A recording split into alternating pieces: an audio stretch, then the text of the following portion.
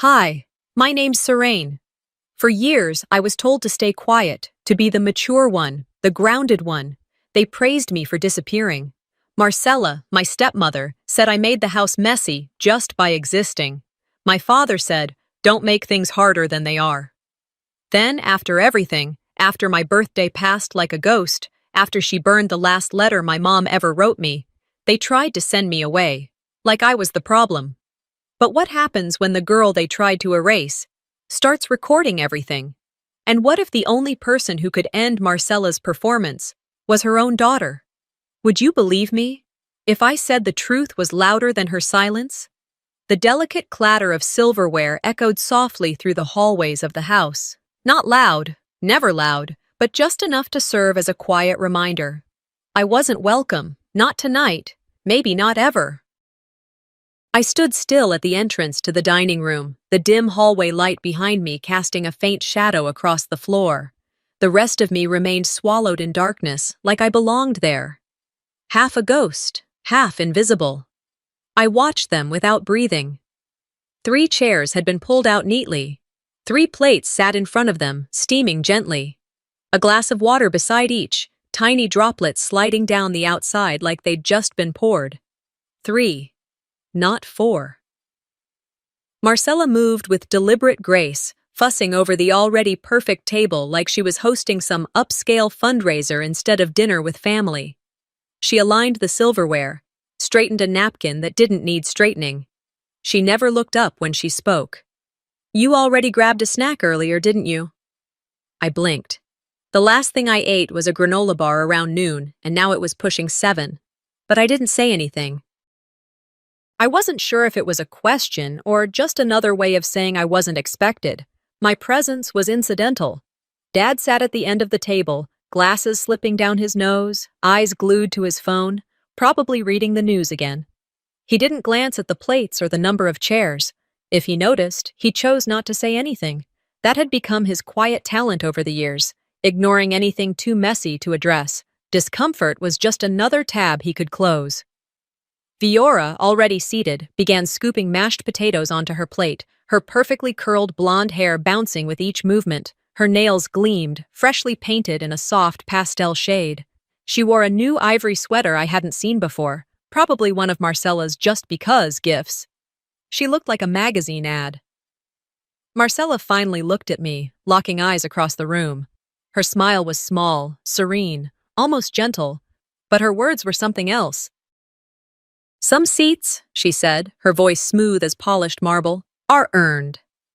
Then she sat, slow and poised, as if her sentence hadn't just cracked something open in the room. I turned and walked away before the sound of dinner really began, before forks hit plates, before the fake small talk started. I wasn't hungry anymore, or maybe I just couldn't pretend to be. Upstairs, I laid on my bed. The tablet was face down beside me, my phone powered off. The silence in my room felt thick, like fog, like molasses. It stretched and pulled at the minutes, making time feel endless. I listened. Laughter filtered up from below, the scrape of forks, the muted clinks of glasses, the rise and fall of voices pretending everything was okay. Marcella's exaggerated laugh rang out now and then, her "I'm so delightful" laugh, her "look how gracious I am" laugh.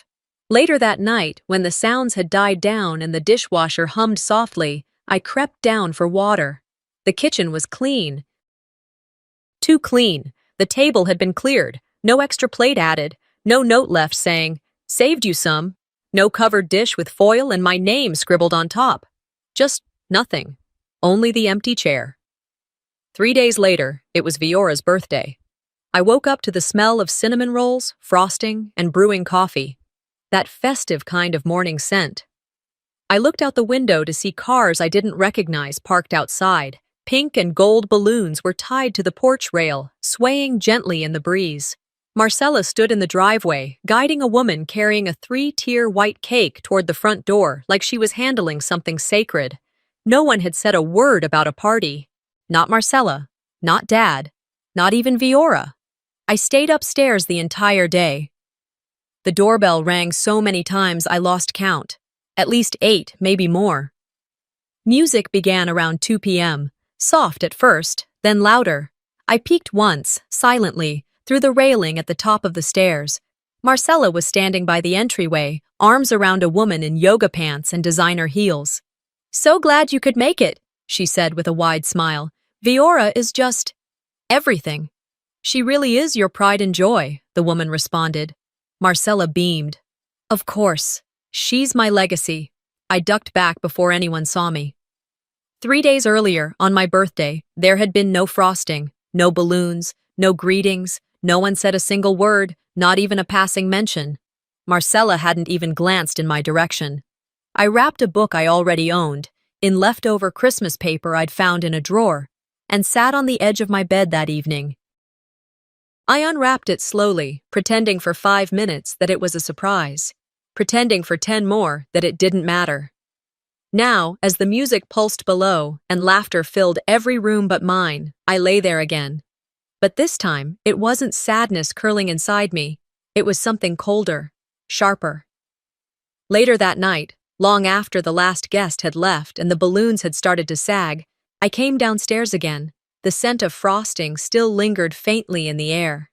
The trash can was open just enough to reveal the remnants of the cake, thick crumbs and a sliver of icing that read, "Happy Birthday, Viora," in glittery gold cursive. One balloon, half deflated, rested quietly in the corner. I sat at the bottom of the stairs, not crying, not angry, just still. I felt like an old painting hung in the wrong hallway, something forgotten but too inconvenient to throw away, something you pass by without ever really seeing, an artifact in a house full of living people. That night, I pulled out a notebook and began writing, not out of rage, not even pain, because someday, when they say I made it all up, when they claim I twisted things, I'll have every moment written down. And I'll know I didn't imagine it. I didn't steal the bracelet, but that night, I stole back something else, my resolve. The next morning felt colder than usual, even though the thermostat hadn't changed. There was a draft in the hallway, or maybe just in my bones. I walked past the kitchen where Marcella was already seated, coffee in one hand, phone in the other. She glanced at me briefly, then looked away. Her silence didn't feel neutral, it felt loaded. I was halfway through brushing my teeth when she barged into my room. No knock, just a storm in the shape of a woman carrying an empty velvet jewelry box. "Where is it?" she demanded, waving the box like it held a smoking gun. I didn't have time to answer before she continued. "Viora's bracelet." "Her grandmother gave it to her.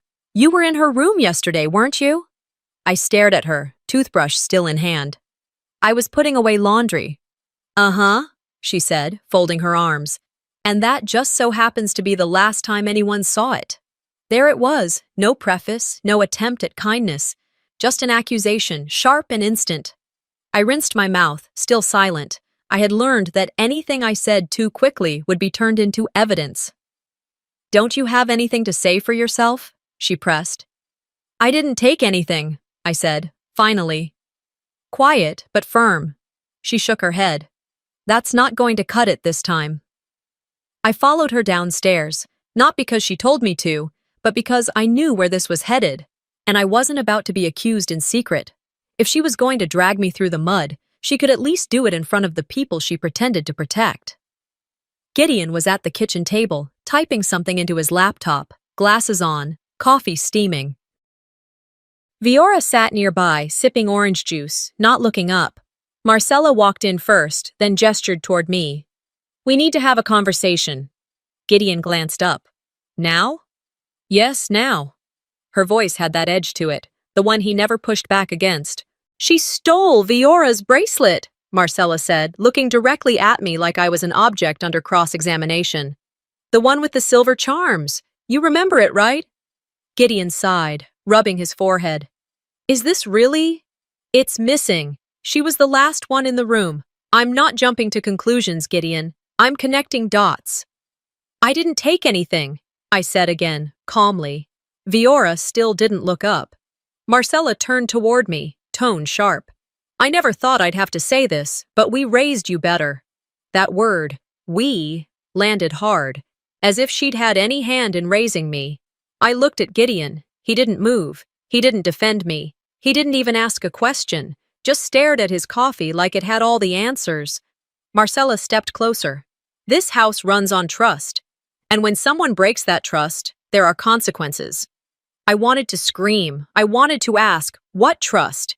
But instead, I stood there, the air around me thick with judgment. I felt like I was outside my own body, watching a girl be accused of something she didn't do by a woman who had never once hugged her. Marcella folded her arms.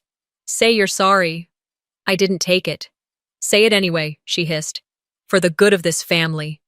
That word again. Family. Used like a weapon. I looked at Viora. She finally raised her eyes and met mine. There was something there. Hesitation. Maybe guilt. But she said nothing. She set her juice down without finishing it.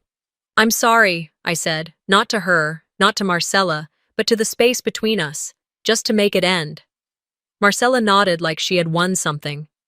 Thank you, she said. Now go to your room. I walked up the stairs slowly, each step echoing louder than the last. I sat on the edge of my bed, back straight, hands in my lap. Hours passed. That evening, Viora found the bracelet under the couch cushion. She told Marcella quietly in the kitchen. I heard it from the top of the stairs. Marcella didn't come up to tell me. No one did. At dinner, there were again only 3 plates, not 4. Viora glanced at me once but quickly looked away. I waited for something. Anything. But silence filled every gap in the room. That night, I pulled out my tablet. I'd been using it mostly for school, but now, I had a new use for it. I opened the camera. Hit record. Set it on my desk and just talked. I was accused today, I began. No one asked for proof. No one even asked if I was okay. They just looked at me and decided I was guilty. I paused. Maybe they won't believe me, but someday someone will. So I'm recording this, for whoever needs to see the truth. I saved the video, backed it up twice. Then I opened a new folder. For later. The next morning, I added another clip. Nothing dramatic. Just a 5-second video of Marcella reminding Viora that she was the only girl in this house who mattered. I didn't say a word. I just pressed record. The fire took my letter, but it sparked something else I didn't expect. Clarity. That clarity didn't show up all at once. It arrived quietly, like frost on the windows in the early morning. At first, it was just a change in how I looked at things, how long I lingered at a doorway, how sharply I noticed silence that used to feel harmless. The next night, I sat at my desk and took out a clean sheet of paper. The first had gone up in smoke, but I still had something to say. I wrote carefully, like every word mattered because it did. Dad, I started, I'm not trying to stir trouble. I just don't think Marcella likes me. I know that might sound dramatic, but I don't feel safe saying this out loud. I went on, choosing each sentence with care. How she spoke to me, how I wasn't at the table anymore, how my birthday passed like a Tuesday. I didn't beg. I didn't accuse. I just told the truth as plainly as I could. I folded the letter 3 times, slid it into an envelope, and tucked it between the files in his leather briefcase when he left it open near the front door. He was scheduled to leave for a weekend conference in Richmond. I figured by the time he read it, he'd be away from her long enough to see it for what it was. That night, I went to sleep feeling something almost like relief. It didn't last 24 hours. The next evening, I came down to the kitchen for water. The house was quiet. Marcella stood at the stove stirring something that smelled like beef and garlic. She didn't look up as I entered, but her voice cut through the quiet like glass. You should really be careful what you write, Serene. I froze. She reached into the drawer beside her, pulled out a familiar piece of paper, now crumpled, creased. My letter, my handwriting, my words. I'm surprised, she continued, at how much you think you understand, and how little you actually do.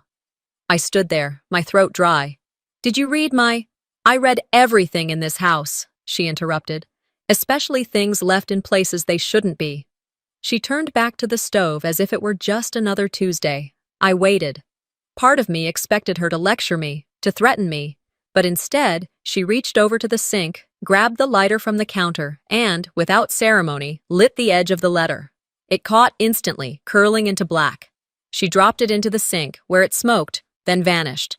"Next time," she said, "you might want to try a diary with a lock." I went back upstairs, shaking. Not from fear, exactly.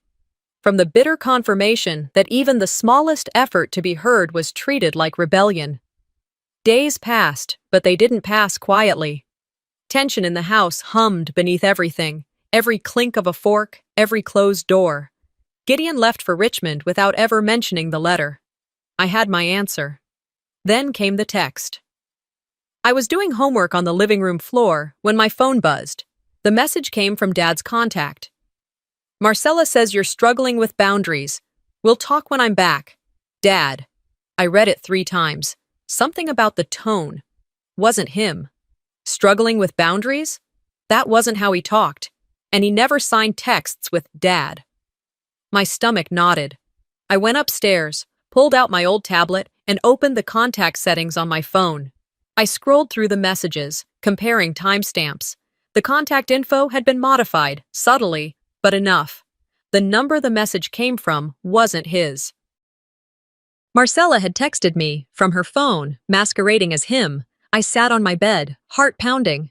She had read my letter, burned it, and now planted fake words in my head as if they came from the one person I was still holding out hope for. That night, I didn't cry. I didn't scream. I sat on the porch steps wrapped in my hoodie, watching the steam from my breath mix with the crisp January air. Above me, the stars blinked like they were trying to send a message. Maybe they were. I sat there for over an hour. Then I went inside, turned on the hallway light, and walked straight to my room. I pulled the tablet off my bookshelf.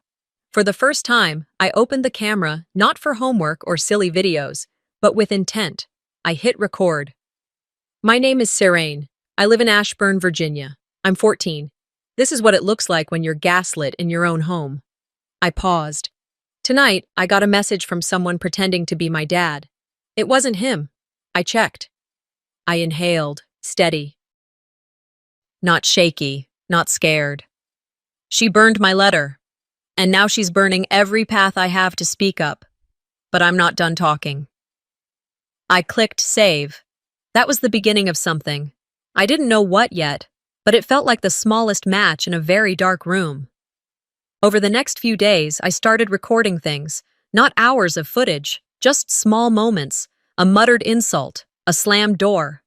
Marcella telling someone on the phone, "I only have one daughter, thank God." I didn't respond. I just captured it. Viora noticed once.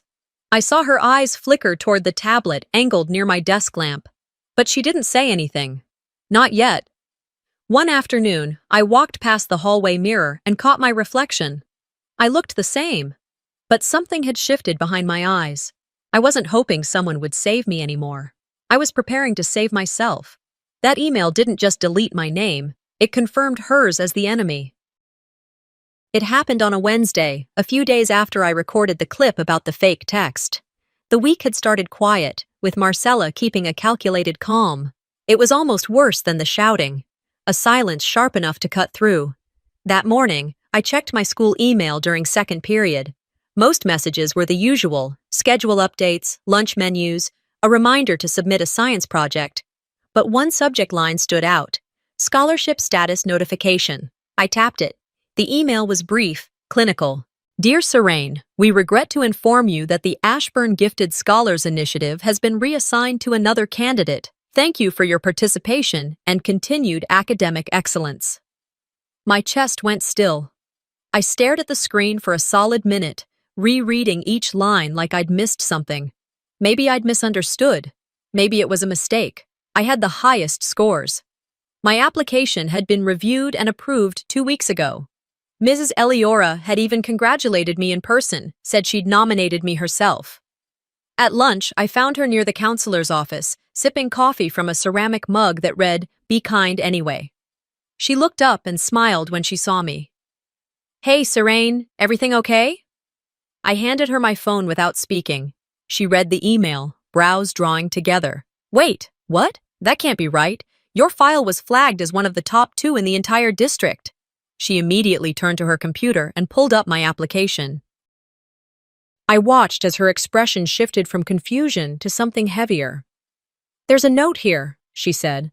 "From home." "From who?" I asked, though I already had a guess. She scanned the file. "A call log from Marcella Edwards. It says you've had recent behavioral issues and that she's concerned the added pressure of a scholarship might impact your emotional stability."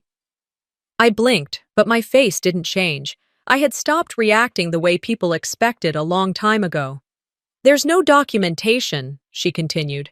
"No write-ups, no incidents on file.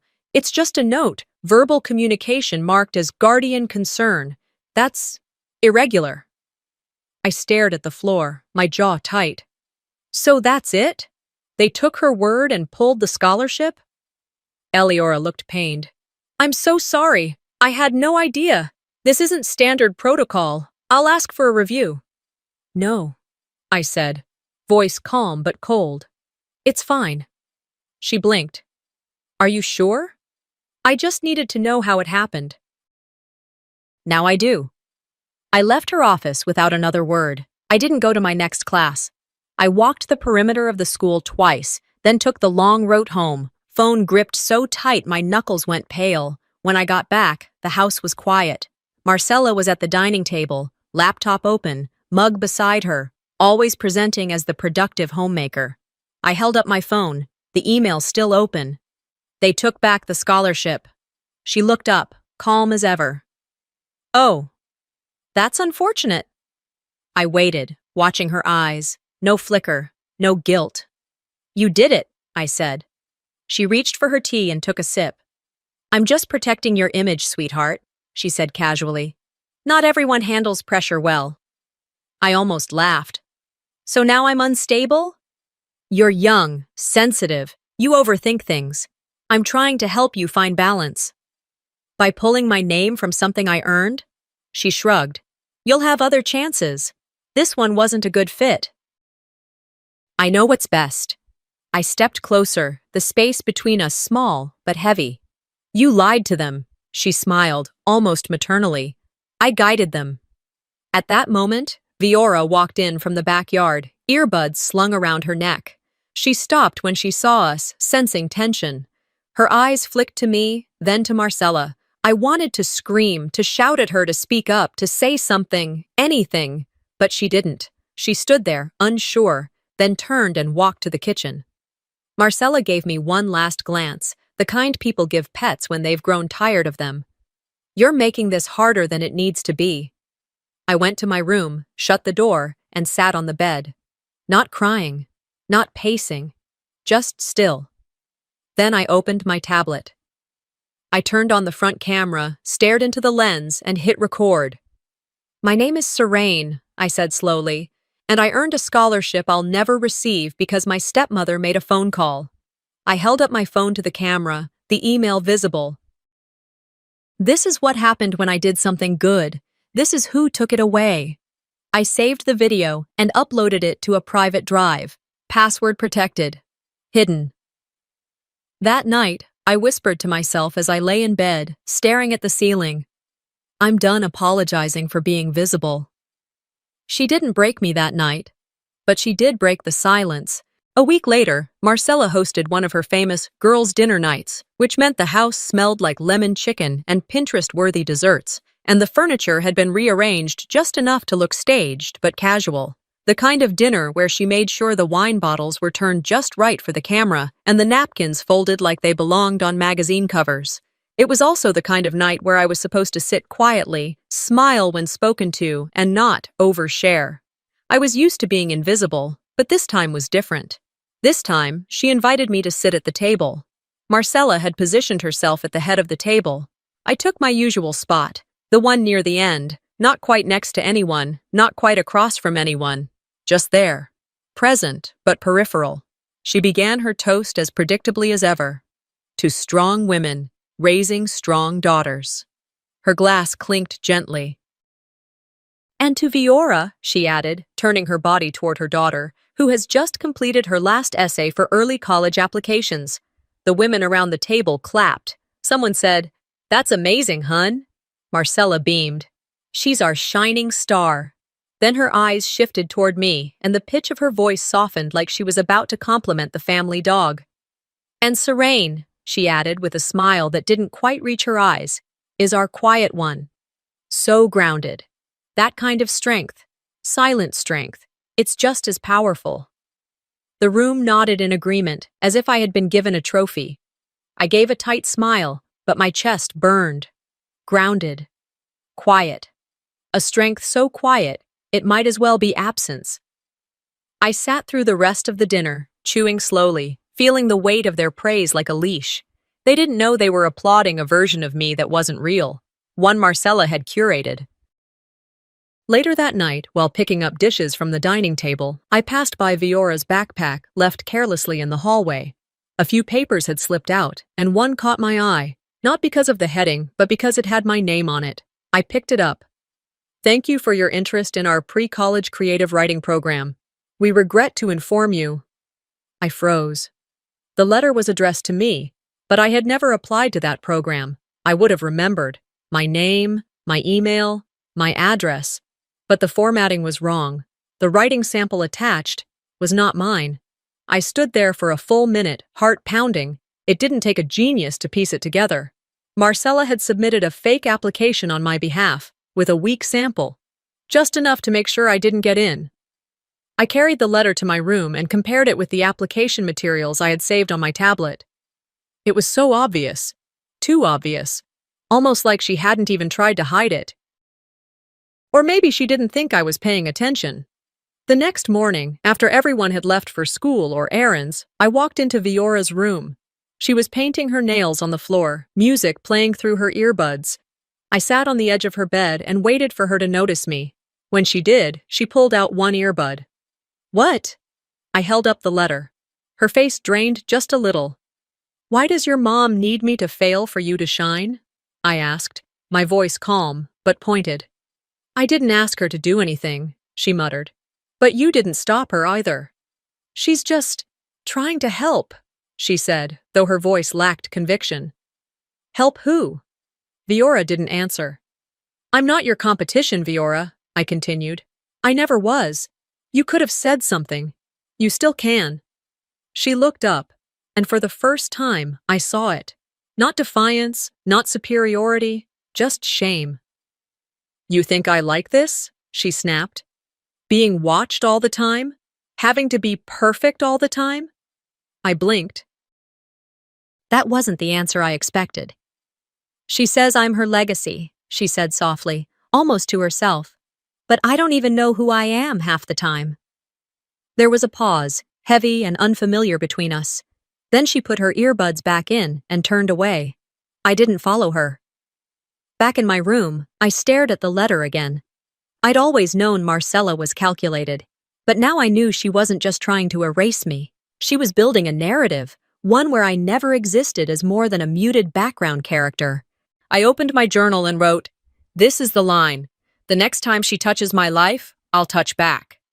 Not violently, not cruelly, just truthfully." That evening, I didn't film anything. I didn't post. I didn't shout. I sat with myself. I breathed. I let the clarity of what I now knew sink into my bones.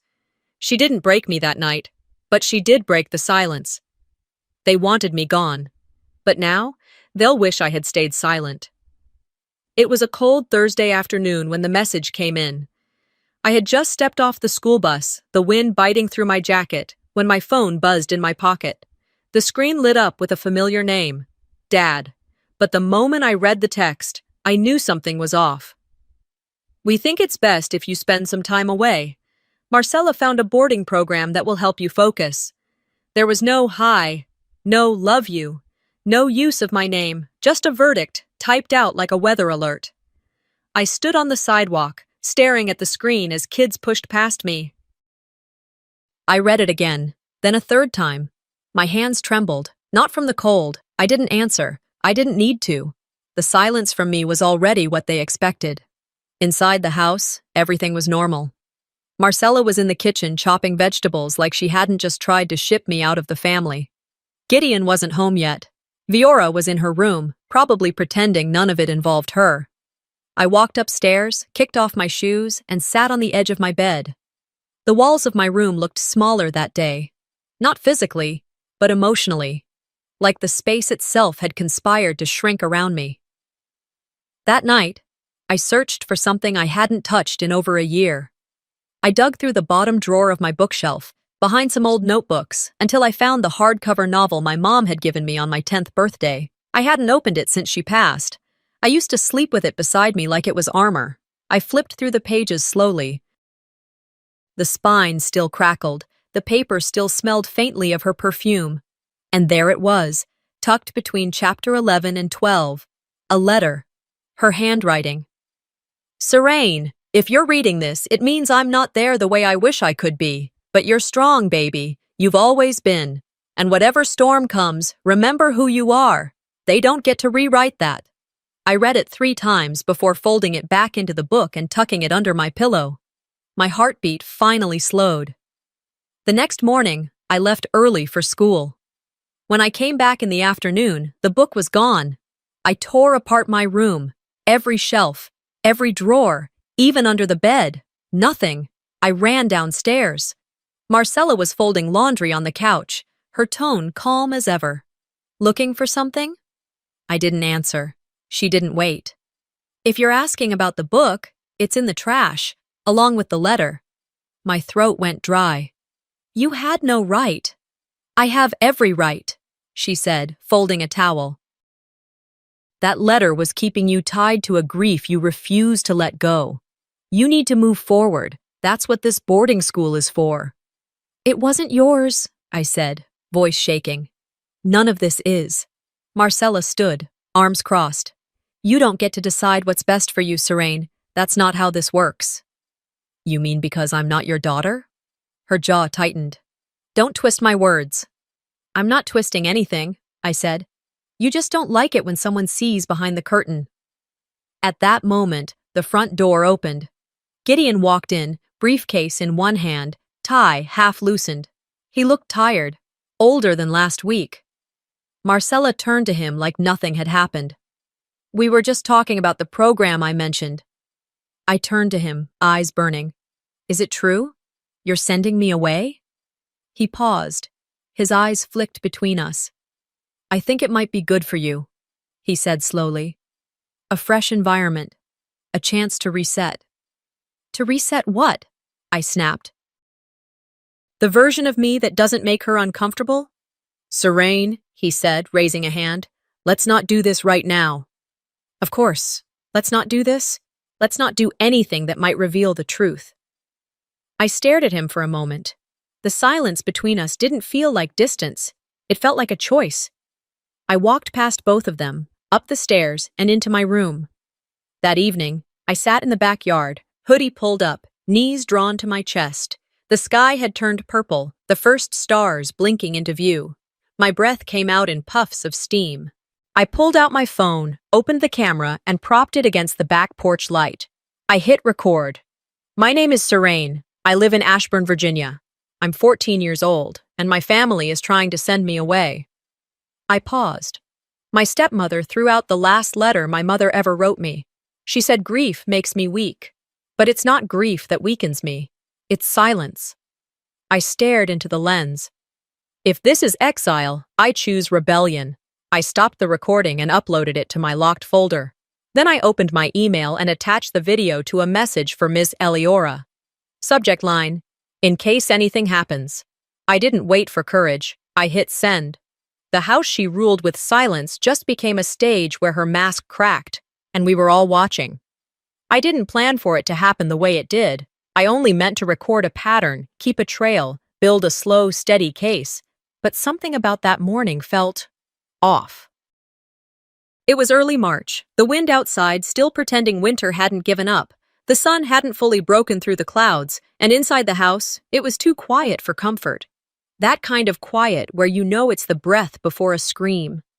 Marcella was in the kitchen again, pacing and muttering about kids who don't respect boundaries. I kept my distance. I knew better than to offer a reply. I picked up my book from the living room table where I had left it the night before, spine up, pages splayed open, exactly where I'd stopped. You left this here again, she said sharply, her tone like she'd just found a roach in the fridge. This is not your personal library. It was one book, I said, keeping my voice even. Her heels clicked against the tile as she walked toward me. And that's how it starts. First a book, then a mess, then a reason for people to say I don't run a clean home. She grabbed the novel and slapped it off the table. It landed near my feet with a loud thud, pages bent. You are not going to sabotage my space with your chaos. What she didn't know, what she'd never even considered, is that just down the hallway, tucked on a shelf, my tablet was open and recording. Not just that, it was streaming. I had enabled the setting the night before, deciding I would run a test, see if the footage could sync live to a cloud service I had set up through Miss Eliora's guidance. I didn't expect to catch anything, not like this, but there it was, her words, her voice, her hand slapping the book, and every second of it was live. At that moment, I didn't know who was watching, I just knew someone was. I bent down and picked up the book, heart racing but face blank. Marcella stared at me. Pick up after yourself, Serene. One day, when you're not coddled anymore, you'll understand what it takes to keep order. I didn't respond. I didn't need to. Halfway across town, in the school cafeteria, Viora sat across from a girl who was halfway through biting into a sandwich. The girl stopped chewing and shoved her phone across the table. Isn't that your house? Viora blinked, confused, then took the phone and stared. The live stream played without filters or context. Her mother, my voice, the thud of the book hitting the floor, the tone that even I had grown numb to. The cafeteria buzzed with low conversation. 2 more phones pulled up the video. Someone whispered, "Is that real?" Viora stood up, mouth dry. She didn't say anything. She just walked out of the room. Left her tray, her books, everything. She didn't go home that night. I found out the next morning from the guidance counselor's office, where I'd been called in unexpectedly. Mrs. Eliora sat behind her desk, unusually quiet. She looked at me like someone trying to process something massive, but not wanting to crush it. I saw the stream, she finally said. I waited. You've been documenting for weeks, haven't you? I nodded. Do you know who shared it? No, I said honestly. It wasn't supposed to go public. She leaned forward. Someone clipped the feed and sent it to 3 school staff members and the PTA. My breath caught. It was anonymous, she said.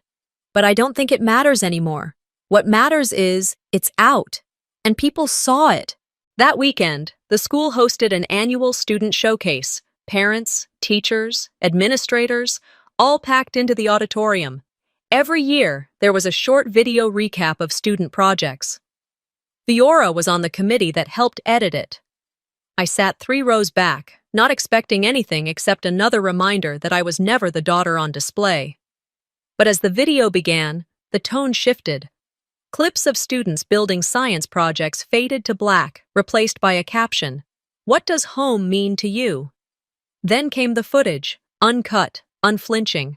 Marcella's voice, my silence, the slap of the book, her words, "You are not going to sabotage my space with your chaos." Gasps echoed around the room. The screen went black again. Silence. Then a chair scraped. Viora stood. She stepped onto the stage without waiting for permission, walked to the mic, and looked out at a room full of eyes she had grown up trying to impress. "That's not a mother," she said, her voice clear. "That's a performance piece gone wrong." No applause followed. Just a murmur, a low tide of discomfort that rippled through every row. Marcella was there, of course, sitting straight, smiling too tightly, eyes darting around like she was trying to find an exit that wasn't physical. Gideon sat beside her, frozen.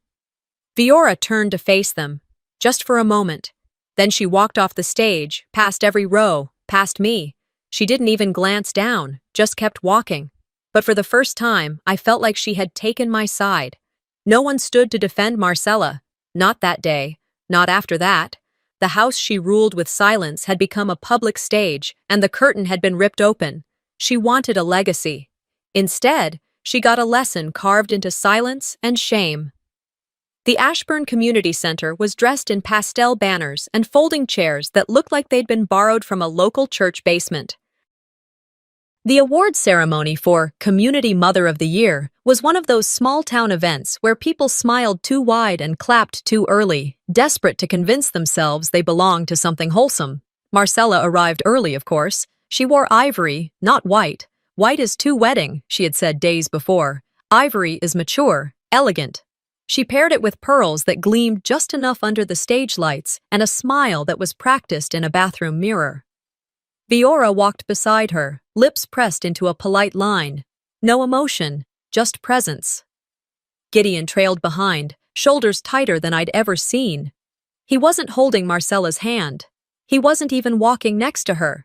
He was just there, like a man who had finally started to question whether silence had cost him too much. I sat near the back of the room, not on the family row, not on stage, just another seat in the crowd. The woman hosting the event was all smiles and fake cheer. She ran through a long list of community highlights before finally introducing Marcella. "And now," she said, voice sweet as syrup, "please welcome our Community Mother of the Year, Mrs. Marcella Edwards." Applause followed, polite, brief. Marcella stepped onto the stage like it had been built just for her. She approached the microphone, shoulders straight, teeth gleaming. But before she could speak, the screen behind her flickered. There was no announcement, no build-up, just sudden darkness. Then, video. It began with a shot from inside our living room. The grainy footage was unmistakable. Marcella's voice echoed through the speakers. "You are not going to sabotage my space with your chaos." Gasps broke the room's silence. Another clip. Her throwing away the book my mother gave me. Then one more. Her smiling as she said, "Grief makes you weak. We move forward. That's what this family needs." The video wasn't edited for drama. No narration, no music, just raw moments. Her words, her actions, and then, just for a moment, a still shot of me, seated alone at the dinner table. No commentary, just truth. The screen faded to black. No applause followed. Marcella stood frozen, her fingers clenched at the podium. She opened her mouth, then closed it. From the side of the stage, Viora stepped forward. She didn't take the mic. She just spoke, her voice carrying anyway. "I used to think my mother was someone to admire," she began, calm and steady. "I now know she taught me how to lie, to protect herself." The room erupted, not in applause, but in murmurs. Shock, disgust, confusion. Marcella turned toward her daughter, lips parted. "Viora, not here." But it was already done. Viora walked off stage without another word. Gideon stood, slowly. He didn't say anything either, just followed Viora. Marcella remained, now truly alone. The host awkwardly returned to the stage, clearly shaken. Thank you, Marcella, and thank you all for being here." No one clapped. After the ceremony, people began trickling out, some faster than others. I lingered in the lobby, not hiding, just waiting. A woman from the PTA came up to me. She didn't say much, just placed a hand on my arm and whispered, "We didn't know. We believe you now." Another parent nodded in passing, avoiding eye contact. A teacher who'd once called me quiet and hard to read gave me a soft smile. I didn't return it. Outside the building, near the side entrance, Marcella stood near her car, clutching a certificate. It wasn't framed anymore, just a single sheet of heavy paper. Viora approached her slowly. I stayed at a distance, watching. They didn't speak, not a word. Then, without drama, Viora ripped the certificate in half. She handed one piece to her mother and let the other fall to the pavement. Marcella didn't pick it up. She didn't look at me. She got in the car and shut the door. The rest of us watched as the vehicle pulled away from the curb and disappeared around the corner. She wanted a legacy. Instead, she got a lesson carved into silence and shame. The Ashburn Community Center emptied slowly, the way a theater does after a tragedy too weighty for applause. People drifted out in silence. No one lingered by the snack table or exchanged stiff goodbyes. They just slipped away, like air from a balloon no one realized was deflating. Marcella had vanished first. True to form, she didn't wait around for hugs or handshakes. She simply left. No speech, no backward glance. Her absence, like the carefully staged world she once ruled, collapsed without ceremony. No crash, just silence. Back at the house, everything felt altered in small but undeniable ways. It wasn't peace, not quite, but it was something gentler than what had existed before. The tension that used to stretch through the walls like a tight wire had slackened. The space felt less curated, less brittle. Marcella's signature touches had evaporated, her neatly stacked ceramic dishes gone from the china cabinet, the scent of her overpriced vanilla sugar candles replaced by the neutral smell of old wood and laundry detergent. Even the baby grand piano in the living room, once strictly off limits unless being polished, sat open now, the keys bare and waiting. Someone might actually play it. Gideon still lived in the house, but he moved like someone who had forgotten how to walk with purpose. He spoke less, and when he did, his sentences often drifted off halfway through, trailing into silence like fog over water. He wasn't mean, just hollowed out. As if he had spent so long taking orders, he didn't know how to choose his own thoughts anymore. The house wasn't healed, but it had stopped bleeding. One afternoon, while heading upstairs with a laundry basket on my hip, I passed the hallway where the family wall used to be. For years, it had displayed a parade of perfectly aligned photographs, staged smiles at birthday parties, coordinated outfits at Christmas, Marcella and Viora always front and center. I was there too, sometimes.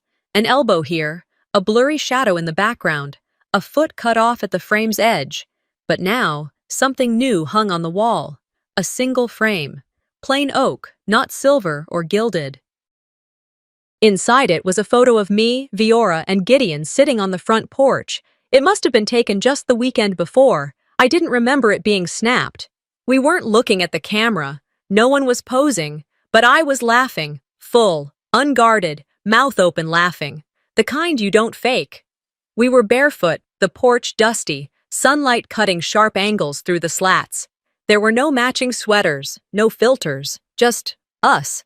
I stood there longer than I meant to, eyes fixed on the image. There was a pull in my chest, a kind of internal shifting I hadn't expected. I was here all along, I whispered, mostly to myself. That night, after everyone else had gone to bed, I went to the kitchen to make tea. Out of habit, I opened the junk drawer, where Marcella used to stash her emergency birthday candles, expired coupons, and batteries that never worked. That's when I found it. An envelope, yellowed and worn, shoved beneath a stack of ancient takeout menus. I recognized it the instant I touched it. My breath caught in my throat. It was the photograph Marcella had torn up months ago. The one of me and Mom. The one I thought she'd destroyed in a fit of spite. It was still torn, yes, but every piece was there. Jagged edges, fold lines, crumples. It hadn't been thrown out, just hidden. I laid each torn section out on the table and slowly began piecing it back together with a roll of clear tape. My hands were steady, but something inside me trembled. When I finished, I stared at it for a long time. The photo was no longer perfect. The tape lines cut through our faces, slicing through smiles and skin and sunlight. But it was whole again, and that meant something. I didn't hang it up, didn't slide it into a new frame. Instead, I tucked it between two blank pages in my journal, pressed flat, protected. Some things aren't meant to be displayed. They're meant to be carried, stitched back together, not because they're flawless, but because they matter, because they survived what tried to tear them apart. The next morning was strangely warm for early March, the kind of day where the frost hesitated just long enough for grass to reappear.